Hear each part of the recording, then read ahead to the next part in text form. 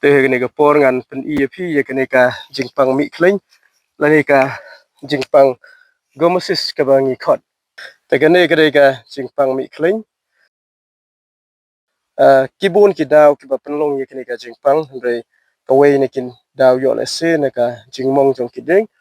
but kene ki secondary infection ki one kum ki kan ja jingpang fongkos. Teh kene ka por ngan pen EAP kumno ban ya da na kene ka jing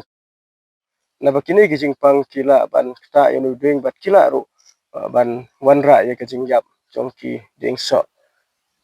haswa bangin apply ya ka dawai ya kini ngi dai ban pengkhoj